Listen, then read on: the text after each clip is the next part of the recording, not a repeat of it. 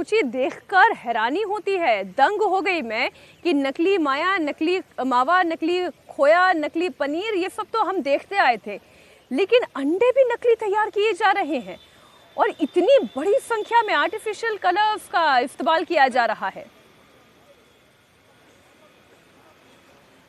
बिल्कुल मीनाक्षी, ये हैरान कर देने वाली बात है कि इस तरह से मिलावट हो रही है।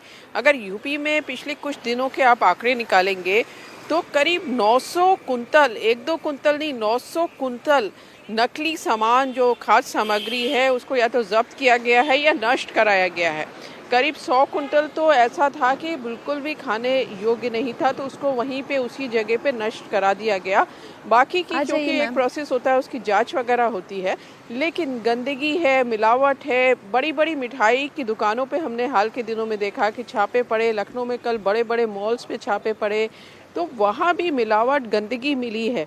और बड़ी मिलावट पनीर पे भी हो रही है, तो पनीर की बहुत जांच की जा रही है, क्योंकि जितनी खपत पनीर की है उतना पनीर हो नहीं सकता। तो कर क्या रहे हैं कि जो टोफू होता है उसका पनीर बना के बेच रहे हैं। अब टोफू का बेचें तो वहाँ तक तो गनीमत है मीनाक्षी, लेकिन टोफू में क्योंकि सोयाबीन का होता है तो उसमें थोड़ी सोयाबीन ऑयल की स्मेल होती है और उसका कलर हल्का सा पीला होता है, जबकि आप अगर पनीर लेंगी तो वो तो सफ़ेद आपको चाहिए। तो कर क्या रहे हैं कि उसको केमिकल डाल रहे हैं, उसमें फॉर्मेलिन डाल रहे हैं, उसको सफ़ेद कर रहे हैं, उसकी महक निकाल रहे हैं, और ये सब केमिकल्स हमारी बॉडी के लिए, हमारे बच्चों की बॉडी के लिए बहुत ही ज़्यादा खतरनाक है मीनाक्षी। ये तो दहशत से भर देता है। रुचि, बहुत शुक्रिया आपका पूरी जानकारी के लिए। आरती जी, ये खबरें तो दहशत से भर देती हैं। क्या पता हम आप किसी शादी में खाना खाने के लिए जाएं और वहां पर जान के लाले पड़ जाए, क्योंकि भाई खिला तो रहा है अगला व्यक्ति बड़े मन से, बड़े प्रेम से, लेकिन उसे क्या पता कि जो पनीर आ रहा है उसे बेचने वाला शुद्ध बेच रहा है या अशुद्ध है। सिर्फ शादियों की बात नहीं है मीनाक्षी, आप किसी भी रेस्टोरेंट में चले जाइए, ढाबे में चले जाएं, या आम जनता जो खरीद रही है, आज कोई गारंटी नहीं है कि आप वाकई पनीर है तो पनीर ही खा रहे हैं, दूध पी रहे हैं तो दूध ही पी रहे हैं। कुछ भी हो सकता है। सिर्फ हम जहर हवा से नहीं ले रहे हैं, हम खाने में भी ले रहे हैं, पानी में भी ले रहे हैं। इसीलिए मुझे लगता है कि देश का जो पब्लिक डिस्कोर्स है, जो वाद विवाद जो चल रहे हैं, वो असली मुद्दों से बहुत परे है, बहुत दूर है।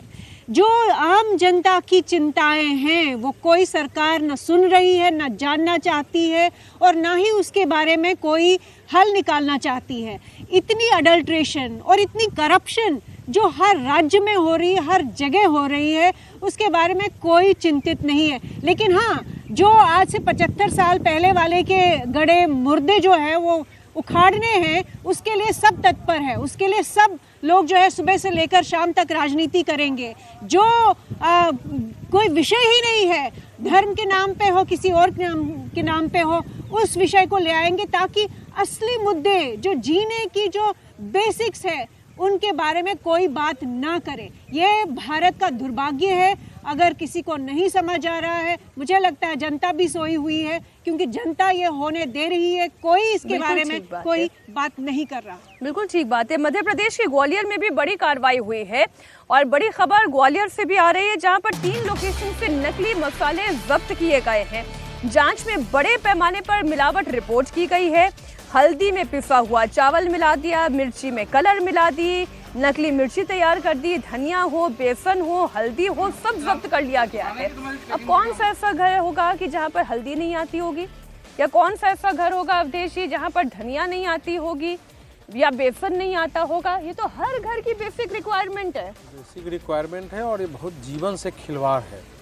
मिलावट तो किसी मनुष्य के जीवन के साथ उसके जीवन को रिस्क में डालना है, ये असाधारण स्थिति होती है। लेकिन हमारे देश में अब लग रहा है आपने पूरे देश भर से ऐसी खबरें इकट्ठा की है, इसलिए इस समय ये खबर बन गई। नहीं तो छोटी मोटी घटनाएं होती रहती है, लोगों के ध्यान में भी नहीं आती है। अगर हम मसाला खरीद रहे हैं उसमें मिलावट है, दूध खरीद रहे हैं उसमें मिलावट है, अगर हम खोआ खरीद रहे हैं उसमें है, पनीर खरीद रहे हैं उसमें है, और वो स्वास्थ्य के लिए हानिकारक है। देश में इतने लोगों को कैंसर हो रहा है, लीवर के पेशेंट इतने भयानक हो रहे हैं देश में, अलग अलग इंटेस्टाइन की इतनी बीमारियां हो रही हैं, इतने तो जाहिर है उसके पीछे ये सारे कारण हैं। अब कैसे हो रहा है इतने बड़े पैमाने पर, बिना प्रशासन के मिली भगत के? सरकारों को पता है, इसके लिए कानून है, फिर भी अगर हो रहा है तो इसके लिए किसको जिम्मेवार माना जाए? मुझे तो ये लगता है ना अवधेश जी, कई बार ये जो मिलावटखोर है इन लोगों को फांसी की सजा दी जानी चाहिए, क्योंकि ये भी मौत ही दे रहे हैं। मौत भी दे रहे हैं, तो ऐसी मौत है ना जो आदमी कष्ट सह के ही, जल्दी मौत भी नहीं होती है। अगर जो मिलावट की चीजें वो उपयोग करती है, वो रिएक्शन में कौन बीमारी शरीर में पैदा करेगी, हमारे किस अंग को, किडनी को डैमेज करेगा, लीवर को, आंत को, हार्ट को, माइंड को, आंख को कहाँ डैमेज करेगा, किस सेल्स को डैमेज करेगा, ये किसी को पता नहीं होता है। और फिर जब ये चर्चा होती है कि देश में कैंसर के मरीज बढ़ते चले जा रहे हैं, क्यों बढ़ रहे हैं? जब मिलावटी खाना खाएंगे तो कैंसर ही होगा।